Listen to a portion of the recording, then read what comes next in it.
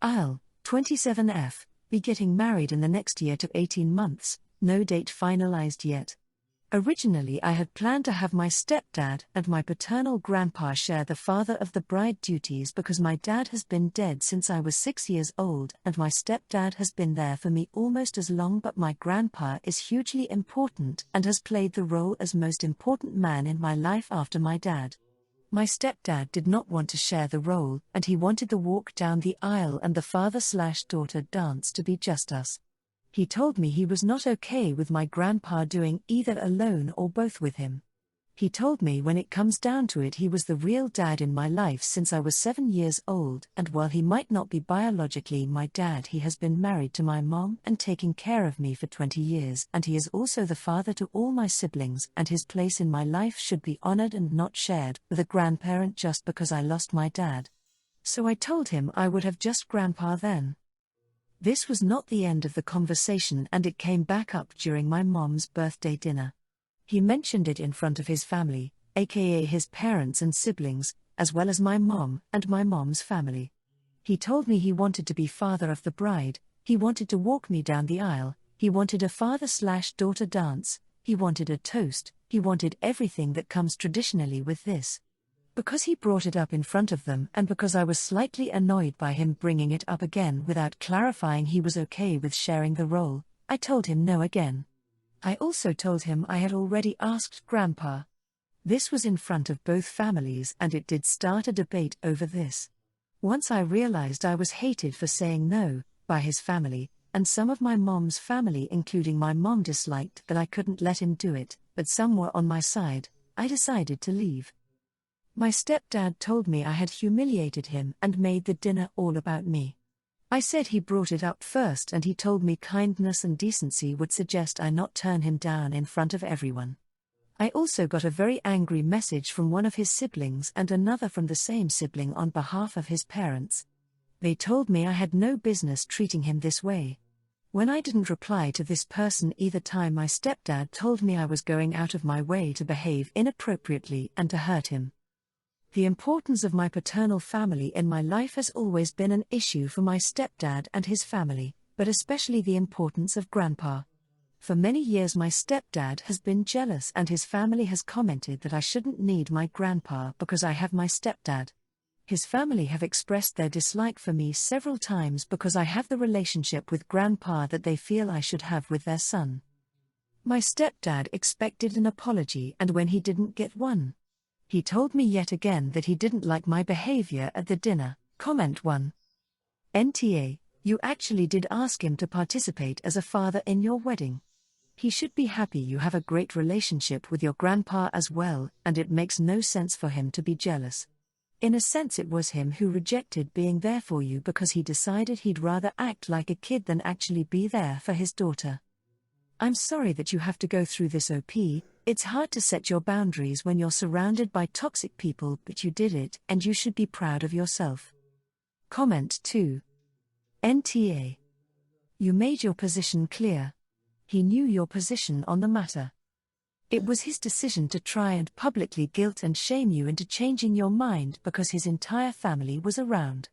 He made the mistake of thinking you would cave to his demands because people were around. He embarrassed himself. Comment 3. NTA. Your stepdad and family members sound very toxic. Obviously you're going to only be thinking about you, it's your damn wedding. I could bet you he brought it up in front of everyone intentionally in hopes it would pressure you to change your mind. I'm sorry you're having to deal with that drama when it should be a time where you're supported and celebrated. Stand your ground because you did nothing wrong. He brought it onto himself and is embarrassed. My ex-wife, 33F, and I, 34M, finalized our divorce last year.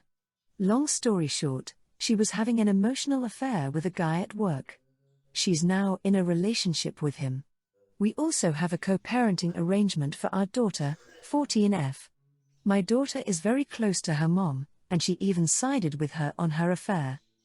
For the first few months after the divorce, I did try to maintain a friendly relationship with my daughter. I gave her gifts, I never blamed her mom, I tried my best. but my daughter was always extremely cold with me. After a few months, she just straight up told me that she liked her stepdad much more than me, and he was the man my ex-wife deserved as a husband, and the man she deserved as a daughter.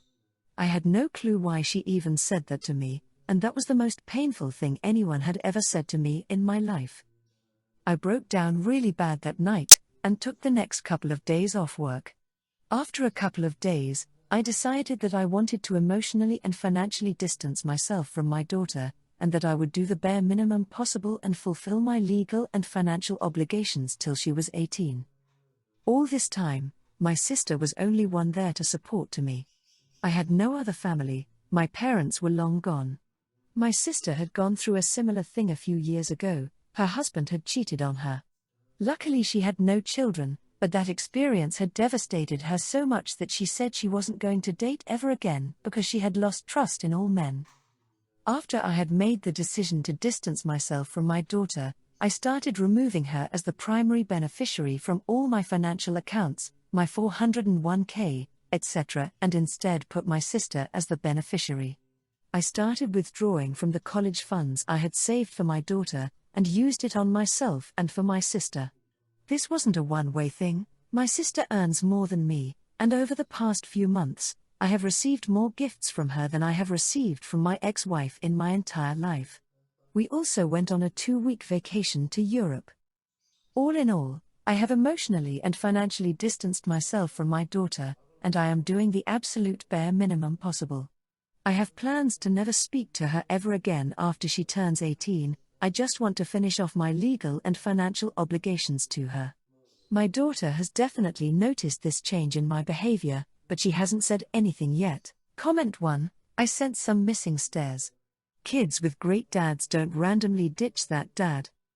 It sounds like, whether you saw it or not, you were not a present or connected parent.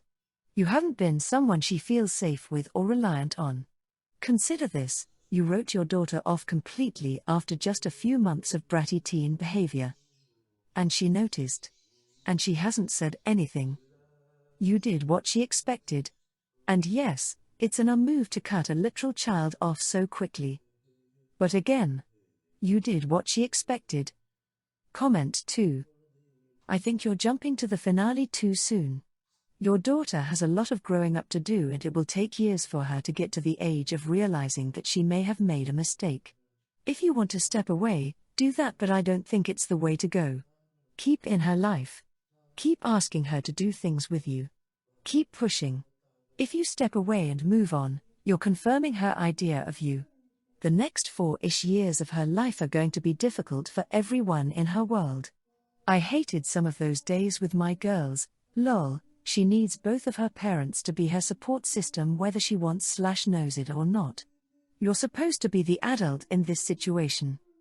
Comment 3. YTA she's 14, still a child, and also going through a very difficult time. Family therapy is obviously needed, and if you aren't already in it, what the hell are you waiting for? Don't start pissing away her college fund, that's ridiculous. Give things time to heal. I have to wonder why your wife needed to have an emotional affair and why your daughter feels you weren't good to her mother. There are some missing details, but you don't divorce children, so put some work into your relationship with your daughter. Okay, so some context here. I, 32F, will be marrying a really great guy, 32M, very soon. When discussing what kind of wedding band he would want, he said he would like one that includes ashes of his dead dog. I am very put off by this request but don't really know how to respond, or if I'm just being awful for not wanting this. This dog died last year at the age of 16. My fiancé and I have been together for 3 years, so he had this dog long before we were together. When he died, my fiancé was inconsolable for quite a while. I comforted him through this and tried to be as empathetic as I could be. However, I was not allowed to have pets as a child, and so, while I do love my dog I have now, I have never lost a pet and couldn't directly sympathize with his grief. Now when it comes to the wedding band, I know he loved his dog, but I really wanted his wedding band to be a symbol of our love. Not the love he had/has for his dog. He also says things like what he loves most in the world is this dog. He said even more than he loves me. I'm all for loving your pet and animals, but this feels a bit over the top and obsessive. Also, a bit creepy. But maybe I just don't understand because I don't have experience with the death of a pet. I even tried suggesting we get the ashes in something else that he has every day, like a necklace or a keychain, and save the wedding band as something between us. He said okay to that suggestion but had a sad tone and drawn facial expression. It killed me to see him disappointed, so I just gave in and ordered the ring with the ashes in it. It recently arrived and I hate it. It creeps me out every time I look at it. To me, it doesn't symbolize our love or marriage at all. It's about his dog. What should I do? Comment 1. NTA, that's weird and unhealthy AF. He's marrying you, not his dead dog. A separate piece of jewelry with the ashes would have been appropriate, but a wedding band? Wedding bands are supposed to represent the love for your spouse, and now his is forever tainted with his dead dog's remains. Also, I can't fathom telling my future spouse that I love a pet more than I love them, a person who I'll spend the rest of my life with. It's not a good sign, op. Comment 2. NTA. You need to be a grown-up and stand up for how you feel. Listen, my 18-plus-year-old dog died when I was 8.5 months pregnant. I was bereft. My husband debated taking me to the ER. I was so undone. What I'm saying is I get his grief. I think his request is unhinged. He can wear his dog band in his right hand. His wedding band is a symbol on the union of you and him. Only. Dog stays out of it. Gird your loins, and tell him how you feel. You can do it. Comment 3. Yes. Wanting to remember his dog is understandable, and he can absolutely do that. But the wedding band is about the two people marrying, and only those two. The wedding band is not a memorial for his dead dog, they need to be separate. I would, however, ask him why he wants those two in the same piece. He might have a reasoning for it that could be helpful to discuss rather than just saying no without listening to him. My GF, 37F, and now her mother, won't stop talking about an engagement. Her mother literally told her to move on today. What bothers me, 38M, most about the situation is that the conversation has been why hasn't he done it yet as opposed to what can she do to get there? I'll pause here and say that it feels to me like this is the destination or the bottom of the checklist. While for me it's the beginning of the journey, and instead of something to be checked off, it has to make sense. So let's talk about why it doesn't make sense. She's stubborn to a fault. As I write this, she's coming up on a year of being unemployed. During that year, I spent about $40,000 of my income to keep her afloat. I've asked her, repeatedly, to move into my place, which would dramatically lower the burden. She refuses. What's her reason? My ex-wife lived here. Instead, my so wants me to sell my house, it's paid off, and buy us a new house. The kind of house she wants, even if she sold her house too, would leave us with a mortgage close to $500,000. So sell my free and clear house, go and put $500,000 in debt on my shoulders for your ego. Absolutely not. I know some women agree with her, my cousin does, for one, but what usually silences that is, when you get a new boyfriend, do you buy a new bed, or even bother to get new sheets? Don't ask me to get a new house when you won't even buy a new bed. Back to my issue. I'm supposed to make this huge commitment on my side with a proposal, and she can't even make the commitment to put her ego down? But let her tell it, everything is his way or the highway. On my end it feels more like she'd rather have no movement on an issue than to have movement which may be logically correct but emotionally bad for her. That's not a partner. That's not a good quality in a wife. And I've stayed as long as I have, being patient for her to adjust. I largely feel like, for the most part, how your life looks is the product of your choices.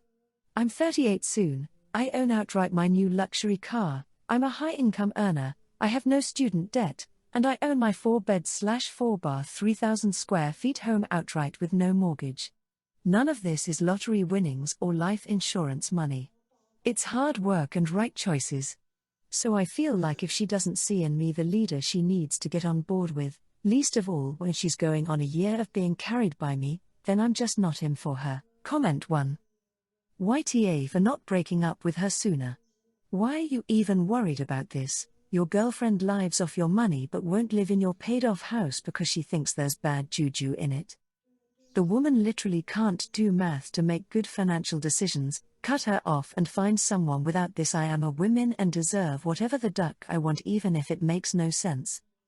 And I say as a woman myself, she is dumber than rocks. Comment 2. NTA for not marrying her. But YTA for even staying with her. She's expecting a marriage. If you can't get there, leave. She doesn't have to do anything to get herself there. Either she's acceptable to you now or she isn't. No one's going to fault you for deciding she won't make a good partner. Don't hold out for a potential version of her that only exists in your head. She hasn't moved in with you because she wants marriage first, and she knows once you move in together, she won't be in a position to bargain anymore. 1 year unemployed and you bankroll her? She's probably looking for a man to take care of her. Is that you? If no, leave now.